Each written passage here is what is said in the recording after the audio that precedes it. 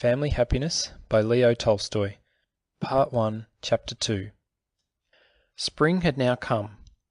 My former depression was gone, and its place was occupied by the dreamy melancholy of springtime, and by vague hopes and desires.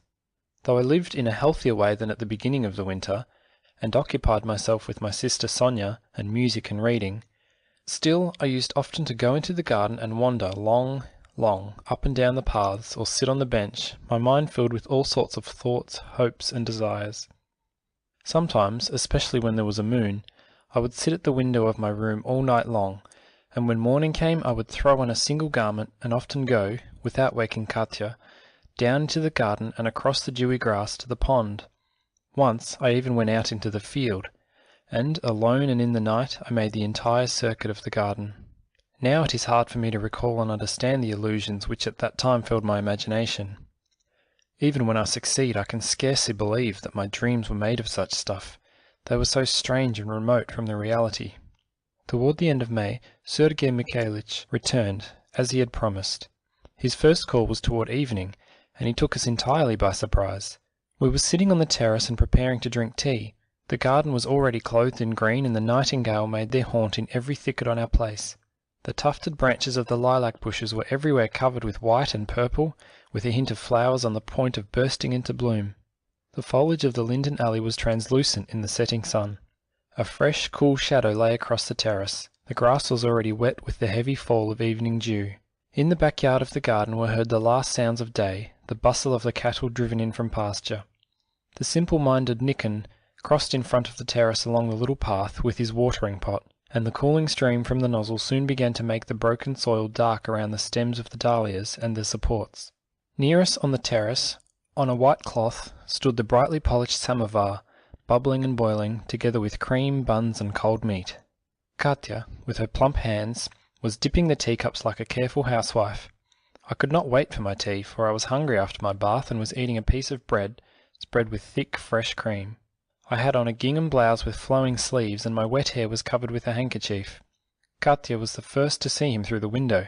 "Ah, Sergei Mikhailich, we were only just talking about you."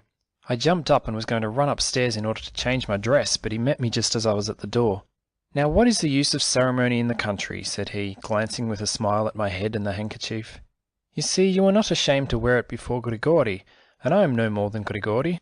But at that very instant it seemed to me that he looked at me in a way that Grigori would never have thought of doing, and I felt ill at ease. "I'll be right back," said I, hastening to draw away from him. "What's the harm as you are?" he cried after me. "You are quite like a young peasant girl." How strangely he looked at me, said I to myself, as I hurriedly dressed myself upstairs. Well, thank God he's come, now it will be more lively.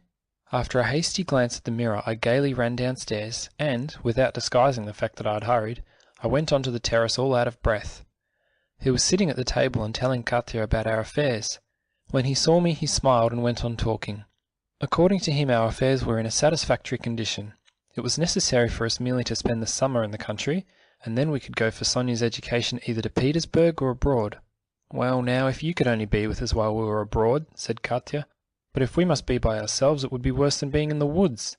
"Oh, how glad I should be to go around the world with you," he said, half serious, half in jest.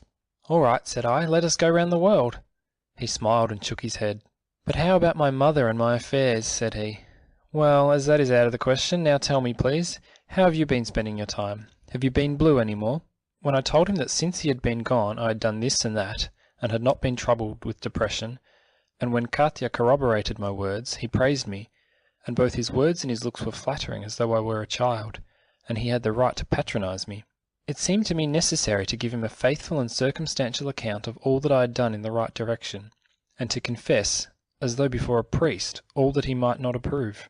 The evening was so warm and pleasant that, after the tea things had been carried away, we still sat on the terrace, and the conversation was so full of meaning for me that I did not notice how, little by little, the sounds of the people about us had died away. From all sides arose more fragrantly the perfumes of the flowers. The abundant dew was falling on the sward. The nightingale, trilling in the bushes near us, hushed his song when he heard our voices. The starry sky seemed to bend down nearer to us. It was only when a bat noiselessly flitted under the awning over the terrace, and fluttered about my white shawl, that I suddenly noticed that it was already dark. I huddled close to the wall and was opening my mouth to scream, but The bat, the same swift, noiseless flight, darted out from under the awning and disappeared in the darkness of the garden. "How I like your Pokrovskoye," said he, making a sudden change in the conversation. "I should like to spend my whole life sitting here on this terrace." "Well then, why not sit here?" suggested Katya. "That is very well," he went on, "but life does not sit still." "Why don't you get married?" asked Katya. "You would make anyone a splendid husband." "Why, because I like a quiet life, think you?" and he laughed. "No, Katerina Karilovna, there's no hope for you and me. Long ago all my friends ceased to regard me as a marrying man, and all the more for this reason I have come to the conclusion that it is best this way. That's a fact." It seemed to me that he said that with a sort of affected gaiety in his manner.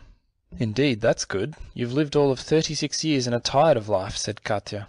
"Ah, but how much I have gone through," he continued. "My only wish is to live a quiet life, but to get married something else is necessary. Ask her," he went on to say, pointing to me. "It is for such girls as she to get married, and you and I will look on and rejoice in their happiness." There was an undertone of sadness in his voice, and an intensity which did not escape my attention. He was silent for a little while, and neither Katya nor I said a word. "Now, just conceive of such a thing," he went on, turning around on his chair. "Supposing I should suddenly, by some unfortunate chance, marry some maiden of 17, such a girl as Maria Alexandrovna. That's an admirable illustration. I'm very glad that I found such a happy one." I laughed and could not see any reason for his gladness at such an illustration, or where its application lay. "Now," said he, addressing me in a bantering tone, "tell me honestly, your hand on your heart, would it not be a trial for you to marry an old man who has lived out all his days, whose only desire is a quiet life, while life and movement are what you want?" I felt awkward and made no answer, not knowing what to say. "Now, see here, this must not be taken as an offer," said he, smiling, "but truly tell me, is it of such a husband that you dream when you wander about the garden paths afternoons? Or would you be unhappy with such a one?"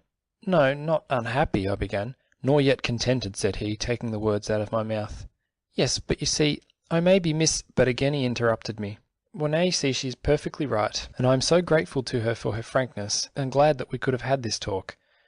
Now, as far as I am concerned, such a marriage would be the greatest unhappiness," he added. "What a queer man you are! You haven't changed in the least," said Katya, as she went in from the terrace to order the supper. After she left us we sat in silence. Around us not a sound was heard, except that the nightingale, not now in fitful snatches, as his habit is earlier in the afternoon, but with deliberate calmness, since now it was already night, poured out his plaint all over the garden, and another down in the ravine below, for the first time this spring, replied to him from afar. The one nearest to us seemed to be listening for a moment, and still clearer and more intensely rang out the liquid harmonious trill, and with sovereign calmness their songs resounded in this world of night, so peculiarly their own, so strange to us. The gardener went to the greenhouse to sleep, the sound of his heavy boots growing fainter and fainter along the paths.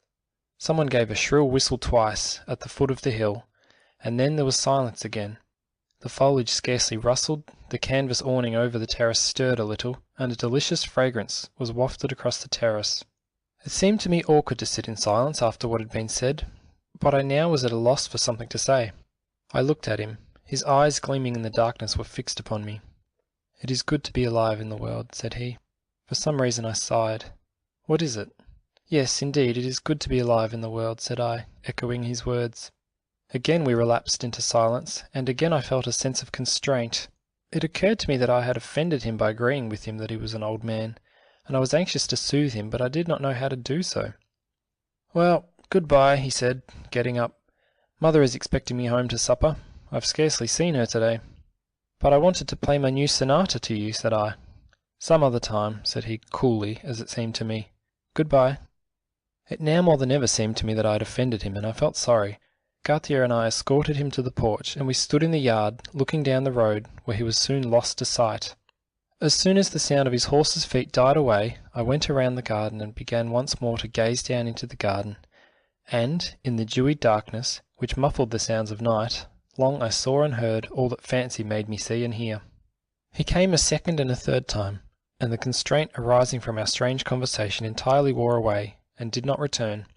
As the summer went on, he rode over to see us 2 or 3 times a week, and I became so accustomed to his visits that when any unusual length of time elapsed without our seeing him, I became lonesome, and was vexed with him for treating me so unfairly. He behaved toward me as toward a dear young comrade, asked me questions, encouraged the most cordial frankness, gave me advice, stimulated me, sometimes scolded me and checked me. But in spite of all his endeavour to keep himself down on a level with me, I was conscious that, back of what was manifest to me in him, there lay a whole world into which he felt necessary to admit me, and it was this which had the greatest influence upon my imagination and attracted me to him. I understood from Katya and our neighbours that, over and above his care for his aged mother, with whom he lived, over and above his responsibilities as a landed proprietor and as our guardian, he had to exercise certain functions connected with the nobility which were most distasteful to him. But how he looked upon all this, and what his plans, convictions, and hope were, I never could get the slightest intimation from him. As soon as I led the conversation round to his own affairs, he frowned in his characteristic manner as much to say, "Please, I beg of you, this does not concern you," and brought up some other topic of conversation. At first this offended me, but afterwards I became so accustomed to talking about matters concerning myself alone that it seemed quite natural. Another thing that used at first to displease me, but afterwards came to be even pleasant, was his perfect indifference and apparent contempt for my personal appearance. Never by a look or a word did he hint that I was pretty, but on the contrary he frowned or smiled when I was called pretty in his presence. He even took pains to pick out my defects and banter me on the subject of them. The fashionable dresses and the way in which Katya liked to do up my hair for festive occasions aroused merely his sarcastic comments, which hurt the good Katya's feelings, and at first disconcerted me. Katya, who was convinced in her own mind that I pleased him, could not understand at all why he did not like the woman who pleased him to appear in the most attractive light. But I quickly came to see what he wanted. He was anxious to feel assured that I was free from coquetry. And when I understood that, then I made it evident that there was not a shadow of coquetry about me, in my dress or my hair or my actions. But this very thing showed like an embroidery in white worsted, that I had the coquetry of artless simplicity at a time when as yet artlessness was not natural to me. I was aware that he loved me, but whether as a child or a woman I did not ask myself. I prized his love and, being conscious that he considered me the very best girl in the world, I could not help hoping that he might still persist in this illusion, and I involuntarily helped to deceive him. But the very act of deceiving him in this way made me better. I felt how much wiser and nobler it was for me to show the better side of my soul than of my body. My hair, my hands, my face, my manners, whatever they were, good or bad, it seemed to me he understood and appreciated at a glance, so I could not add anything to my battery of attractions even if I desired to deceive. But my soul he did not know, because he loved it, and because it was all the time expanding and developing, and thus it was that I could and did deceive him. And how easy it was to manage him when I clearly understood this. The causeless disturbances which had troubled me before, especially the sense of awkwardness, entirely disappeared. I had the consciousness that, no matter how he saw me, whether from front face or in profile, whether sitting or standing, whether my hair was up or down, he knew me thoroughly, and, as it seemed to me, was satisfied with me as I was. I am certain that if, contrary to his habit, he had followed the example of others and told me that I was pretty, I should not have been in the least delighted. But on the other hand, how happy and light-hearted I was when, after some insignificant remark of mine, he looked steadily at me and said, in a voice that trembled a little, in spite of his attempt to impart a bantering tone, "Yes, yes, there is something in you. You are a splendid girl, I must tell you so." And why was it then that I received a reward such as filled my heart with pride and joy? Because I said that I appreciated the love of old Grigori for his little granddaughter? Or because I was moved to tears by reading some poetry or novel? Or because I preferred Mozart to Schulhoff? And the preternatural keenness of intuition, by which at that time I selected what was good and worthy of admiration, struck me as marvellous, and yet assuredly I was perfectly ignorant of such things. The most of my former habits and tastes did not please him, and a slight raising of his brow or a quick glance was all that was needed to show that he did not like what it was on my tongue to say, and his peculiarly woebegone and almost scornful expression made me feel that I detested what I had loved before.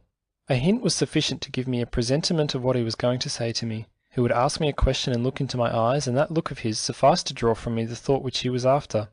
All my thoughts and feelings at that time were his, not mine, but by becoming mine, they went to make up my life and fill it with light. Absolutely, without being myself conscious of it, I began to look at all things with different eyes, at Katya and at our domestics and at Sonia, and at myself and at my occupations.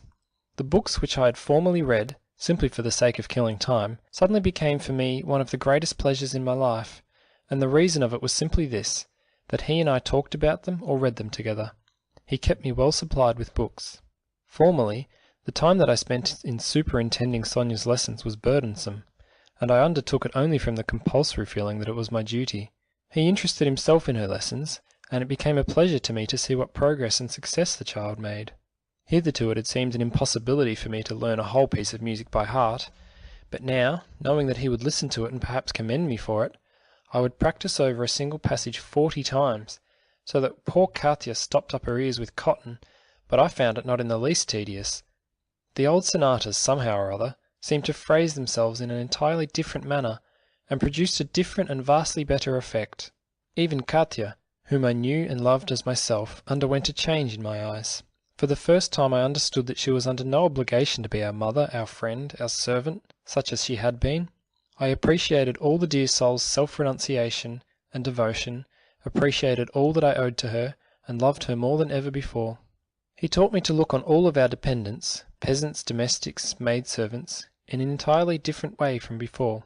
I am ashamed to confess that I had lived among these people for 17 years and knew less about them than about the people whom I had never seen. It had never once occurred to me that these men and women had the same affections, desires, and sorrows as my own. Our garden, our groves, our fields, which I had known so long, suddenly acquired a new beauty in my eyes. Nor vainly spoken was his remark that there is only one enduring happiness in life, to live for others.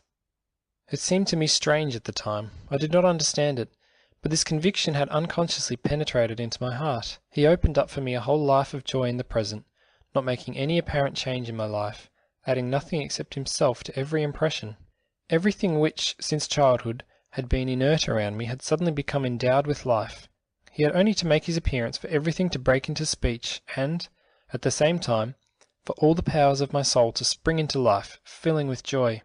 Often I would go upstairs to my room, fling myself on my bed, and give myself up to the sway, not of melancholy longings, hopes, and desires with which spring endowed the future, but of present happiness. I could not sleep, but I would get up, go over to Katya's bed, and confide to her sympathetic ears the story of my perfect happiness. Now, as I look back on it, I can see no reason for telling her. She could see it with her own eyes. But she told me that she needed nothing and that she was also very happy, and gave me a kiss. I believed her, for it seemed to me right and proper for everybody to be happy. But Katya was not superior to thoughts of sleep, and she used to become right stern and drive me off from her bed, and go to sleep, but I would still remain awake reviewing all my reasons for happiness. Sometimes I got up and said my prayers for a second time, thanking God in my own words for the happiness which he had vouchsafed me. And in my room it was still. The only sound was Katya's deep, regular breathing, the clock ticking by her side, and my restless turning and murmuring broken words, or crossing myself and kissing the crucifix on my neck. The doors were closed, the shutters drawn, a fly or mosquito was buzzing in some spot, and I felt as if I should always like to stay in my little room, to have the morning forever delay her coming, to retain forever about me my present spiritual atmosphere. It seemed to me that my dreams, my thoughts, and my prayers were living creatures, abiding there with me in the darkness, flying about my bed, hovering over me, and every thought was his thought, every feeling his feeling, and at that time I did not as yet know that this was love. I thought that this state of feeling might exist forever, that this feeling might always be unreciprocated. End of Part 1, Chapter 2.